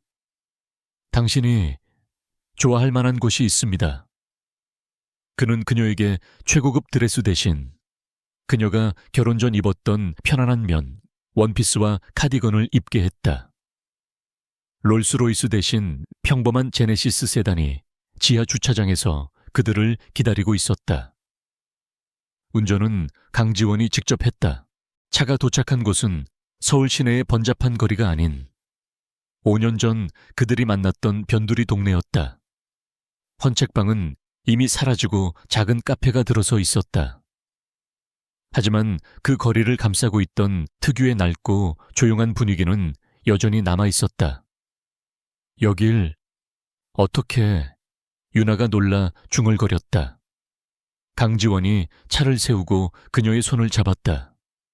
그의 손은 따뜻하고 조금 축축했다. 그 역시 긴장하고 있었다. 당신을 찾은 후에 가끔 혼자 왔었습니다. 그가 고백했다. 내가 가장 절망적이었던 순간과 가장 큰 희망을 얻었던 순간이 동시에 존재하는 곳이라서. 그들은 함께 그 거리를 걸었다. 그는 더 이상 아우라 그룹의 대표가 아니었고 그녀는 돈에 팔려온 신부가 아니었다. 그들은 5년의 시간을 거슬러 올라가 서툴지만 진심 어린 첫 데이트를 하고 있었다. 그는 그녀를 작은 시립미술관으로 데려갔다. 르네상스 특별전은 아니었지만 그녀가 좋아하는 렘브란트의 애칭 몇 점이 전시되어 있었다. 유나는 오랜만에 그림 앞에서 순수하게 빛나는 눈으로 작품을 설명했다. 어둠 속에서 인물의 내면을 끌어내는 빛의 사용에 대해. 강지원은 그림에는 전혀 관심이 없었다. 그는 오직 자신의 어둠 속에서 빛을 찾아준 살아있는 걸작인 유나의 얼굴만을 바라보고 있었다. 그날 밤 펜트하우스로 돌아온 유나는 결심을 굳혔다. 그녀는 서재에서 여전히 업무를 보고 있는 그에게 다가갔다. 내일 제 부모님을 만나러 가야겠어요. 강지원의 얼굴이 즉시 굳어졌다. 그의 눈에 다시 보호적인 경계심이 어렸다. 그럴 필요 없습니다. 변호사들이 다 처리할 겁니다. 당신이 그 추악한 얼굴들을 다시 마주하고 상처받을 이유가 아니요. 유나가 그의 말을 가로막았다. 그녀의 눈빛은 그 어느 때보다 단호했다. 이건 제가 끝내야 할 일이에요. 그녀는 더 이상 강지원의 보호 뒤에 숨는 연약한 존재가 아니었다. 그의 사랑과 진실은 그녀에게 잃어버렸던 자신감과 주체성을 되찾아 주었다. 그들은 저를 상품으로 취급했어요. 그 계약을 제 손으로 파기해야겠어요. 그래야 당신과 제대로 다시 시작할 수 있을 것 같아요. 강지원은 그녀의 단호함 속에서 5년 전 빗속에서도 당당했던 그 소녀의 모습을 보았다. 그는 마침내 고개를 끄덕였다. 다음 날, 유나는 경찰서 유치장 앞에 작은 접견실에서 부모와 마주했다. 하룻밤 사이에 그들은 10년은 더 늙어 보였다. 어머니 김미희는 유나를 보자마자 철창을 붙잡고 울부짖었다. 유나야, 이게 다 무슨 일이니? 네가 강 대표에게 말 좀 잘해줘. 우리가 다 오해였다고. 한소희, 그 여자가 우릴 속인 거라고. 서동일 회장 역시 비굴하게 애원했다. 그래, 딸아, 아빠가 다 잘못했다. 하지만 네가 우리를 이렇게까지 내칠 수는 없지 않느냐. 우리가 널 어떻게 키웠는데 넌 내 딸이잖아. 그들의 눈물에는 단 1g의 진정한 반성도 없었다. 오직 자신들의 안위를 위한 탐욕과 마지막까지 딸을 이용하려는 이기심만이 가득했다. 유나는 차가운 눈으로 그들을 바라보았다. 더 이상 눈물이 나지 않았다. 절 어떻게 키우셨죠? 그녀의 목소리는 얼음장 같았다. 당신들의 사치와 명예를 위한 보험으로 키우셨죠. 당신들은 저를 판 돈으로도 모자라. 제 명예까지 팔아넘기며 한소희와 두 번째 거래를 시도했어요. 김미희가 소리쳤다. 그게 다 너 잘 되라고. 시끄러워요. 유나가 단호하게 말을 끊었다. 오늘부로 나와 당신들의 인연은 끝입니다. 나는 더 이상 당신들의 딸, 서유나가 아닙니다. 나는 강지원의 아내입니다. 그녀는 그들에게 마지막으로 등을 돌렸다. 다시는 제 인생에 나타나지 마세요. 이것이 제가 당신들에게 베푸는 마지막 자비이자 당신들이 받아야 할 형벌입니다. 유나는 경찰서를 걸어 나왔다. 마침 비가 내리고 있었지만 그녀의 마음은 이상하게도 맑았다. 그녀는 자신을 올가매던 가장 질기고 끔찍했던 족쇄를 스스로 끊어냈다. 경찰서 앞에는 강지원이 우산을 들고 서 있었다. 그는 아무것도 묻지 않았다. 그저 그녀가 차에 탈 때까지 묵묵히 비를 막아주었다. 펜트하우스로 돌아오는 차 안. 유나는 처음으로 강지원에게 자신의 미래에 대해 이야기했다. 파리, 가고 싶어요. 강지원의 어깨가 미세하게 굳었다. 그가 핸들을 쥔 손에 힘이 들어갔다. 그녀가 결국 자신을 떠나겠다는 의미인가. 유나가 그의 긴장을 눈치채고 작게 웃었다. 당신과 함께요. 그녀는 그의 손을 잡았다. 공부를 다시 시작하고 싶어요. 당신의 돈으로 꾸며진 안주인이 아니라 그냥 서유나로 당신 곁에 서고 싶어요. 아우라 재단에서 일할 수도 있겠죠. 고모님이 말했던 허드레실이 아니라 내 실력으로. 강지원은 그제야 안도의 한숨을 내쉬며 그녀의 손을 마주 잡았다. 그는 그녀가 자신의 그늘 속에 머물기를 원하지 않았다. 그가 차를 갓길에 세우고 그녀를 바라보았다. 그의 눈에는 5년의 기다림이 녹아내린 깊은 애정이 담겨 있었다. 파리든 뉴욕이든 어디든 당신이 원하는 곳으로 가겠습니다. 당신이 당신의 날개로 날 수 있도록 나는 기꺼이 당신의 바람이 되어 주겠습니다. 당신은 내게 갇힌 새가 아니라 나와 함께 나는 유일한 동반자니까. 그는 그녀의 손등에 입을 맞추었다. 5년의 기다림과 고통스러운 계약 결혼은 마침내 두 사람이 함께라는 이름의 첫걸음을 내딛는 순간 진정한 의미를 찾게 되었다. 그로부터 2년의 시간이 흘렀다.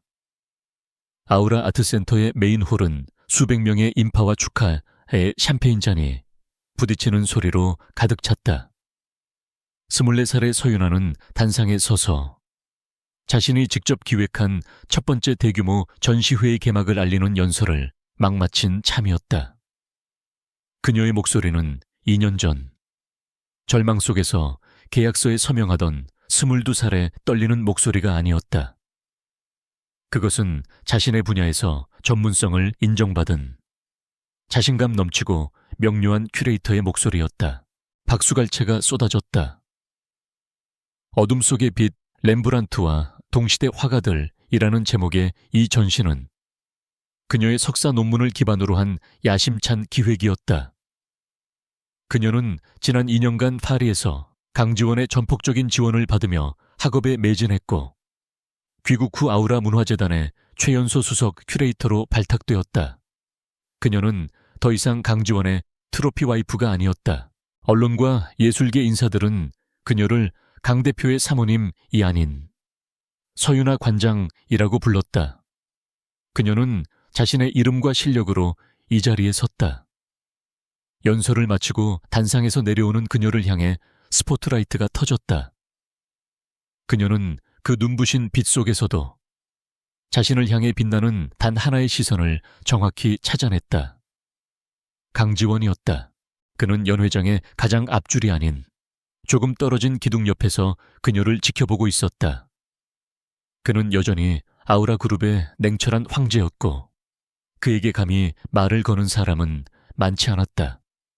하지만 그녀를 바라보는 그의 눈빛은 그 안에는 5년 전 헌책방 앞에서 길 잃은 청년이 보았던 순수한 경이로움과 2년간 그녀의 성장을 지켜본 남편의 따뜻한 자부심이 가득 담겨 있었다. 유나가 인파를 헤치고 그에게 다가가자 그는 인파 속에서 자연스럽게 그녀의 허리에 손을 감으며 샴페인 잔을 건넸다. 축하합니다, 서 관장. 그의 입가에 옅은 미소가 걸려 있었다. 그 미소는 오직 그녀만이 볼 수 있는 것이었다. 유나가 장난스럽게 웃으며 잔을 받았다. 이렇게 귀한 시간을 내주셔서 영광입니다. 강 대표님. 그들의 딱딱한 호칭은 이제 두 사람만의 은밀한 농담이 되어 있었다. 강지원이 그녀의 귓가에 낮게 속삭였다. 오늘 당신은 렘브란트의 그 어떤 그림보다도 밝게 빛났습니다. 그의 따뜻한 숨결에 유나의 뺨이 붉어졌다. 그들은 더 이상 서로를 탐색하거나 두려워하지 않았다. 그들은 지난 2년간 수많은 대화와 사소한 일상, 그리고 뜨거운 밤을 공유하며 서로의 상처를 보듬고 계약서에 잉크 자국을 지워내며 진정한 부부가 되었다. 그날 밤 모든 공식 행사가 끝나고 펜트하우스로 돌아왔을 때 유나는 거실 통유리창 앞에 섰다. 2년 전 얼음 요새처럼 차갑고 무기질적이었던 이 공간은 이제 완전히 다른 모습이었다. 차가운 대리석 바닥 위에는 따뜻한 러그가 깔려 있었고 회색빛 벽에는 그녀가 파리에서 수집한 작은 유화들이 걸려 있었다. 서재에서 흘러나온 책들이 거실 책장을 가득 메웠고 곳곳에 놓인 화분들이 생기를 더했다. 이곳은 더 이상 감옥이 아니었다.